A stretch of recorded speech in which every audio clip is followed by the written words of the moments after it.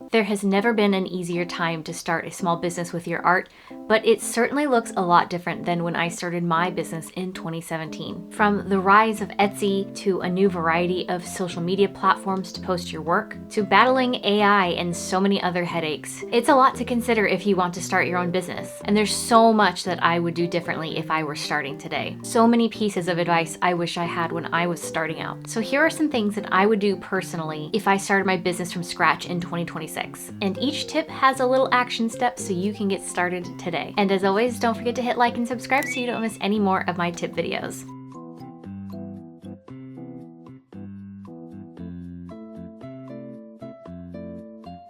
Number 1, focus on engagement, not numbers. It's so easy to get caught up in the numbers game, comparing your following or your views to other artists on social media. Even I have fallen into the trap, and it's really hard to pull yourself out of. But numbers don't equate to sales, expertise, or even quality. You can have 100,000 followers on Instagram and still find it hard to make sales. You can have 30,000 views on your YouTube video and still not get accepted into conventions. Numbers are not the thing to focus on. What you should be focusing on is building engagement. Build a community around your art and your posts and cultivate it. Sometimes this means trying out different platforms, posting schedules, and posting styles to get people to interact with your work, but it's worth it when you do. Respond to their comments, share stories when people tag you in a product haul, and encourage conversation. The action step for this part, something you can do early on in your business and something that I certainly could be putting more effort into, is building an email list. This gives people a direct line of communication from you, however often you send emails, and an algorithm isn't going to get involved. Another more intimate way to start a community is to create your own Discord channel. This gives your followers a space to interact with not only you, but each other. Tip number 2 is to make goals with actionable steps. See, we're already doing action steps. I used to write really vague goals for myself every year, and I would get frustrated and disappointed in myself when none of them were accomplished by the end of the year. So I started diving deeper into those vague goals and making them more specific and breaking those more specific goals down into actionable steps, because this ensures that I can reach my goals by the end of the year. For example, one of my main goals this year is to rebuild my creative habits. That might usually be a goal that I have written in my planner in January, and then I won't revisit it until December, and oops, the whole year has gone by and I haven't done anything towards that. So now I've taken that goal and written out everything that I can do to get me closer to that goal in an actionable way. Once I have those things written out, I break them down into goals by quarter, sometimes broad goals by month, and then I break those down even further into goals that I can set myself every single week. Then I can just check my yearly goals page on Notion, which is what I'm personally using, every single week, and take whatever those action steps are for the week I have plotted out and drag it into my weekly planner. If you'd like to see this in action, I do have a video from 2024 where I had built out an entire goals page in Notion and how I've utilized it. The action step for this part is a little bit daunting, but I promise you it's worth it if you sit down and do it. Basically, do your own goal breakdown, and it's okay to start really small. Draw 10 sticker designs is a great goal for a beginner small business owner.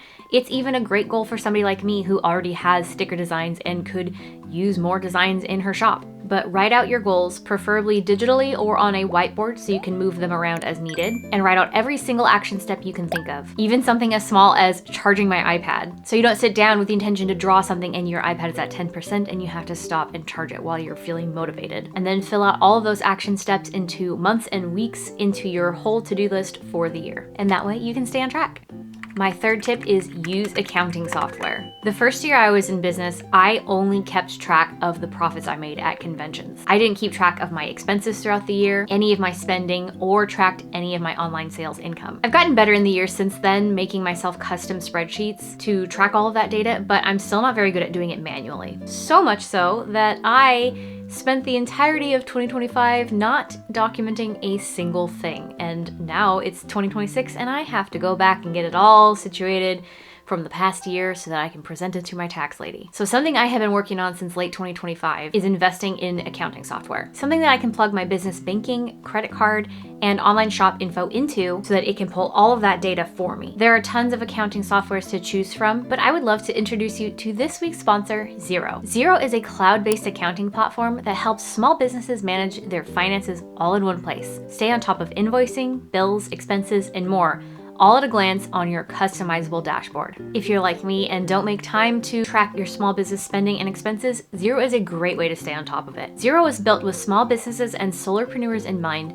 freeing up time you should be spending on building your business and creating. There are lots of helpful features in Xero that can help a small business stay on top of finances in a multitude of scenarios, including syncing your business bank accounts, credit cards, and online shops to track spending, income, and show at-a-glance revenue. One of the biggest appealing features to me is being able to see my cash in, cash out for my business, so I can see quickly how my revenue is growing compared to my spending with a fun graph. And I love that I can hover over each month to see the breakdown even further, with my gross net income right there in plain sight. Your action step for this part is to look into accounting software. There's never been a better time to try Xero, because at the time of this recording, the offer is 90% off of 6 months when you sign up using the link below. That's an incredible head start to the year and a huge headache avoided, trust me. So thank you so much to Xero for sponsoring today's video. Tip number 4 is to start small with products. One of my biggest follies when I first started my business was feeling like I had to catch up and spend a bunch of money filling my inventory if I was going to make any sales. I didn't know where to order products from for the best savings, what sort of products would even sell, and most of my first year's worth of inventory ended up in mystery bags because they didn't sell outright. There's a myriad of resources now that I didn't have when I first started out that will point you in the right direction of where to order things like stickers,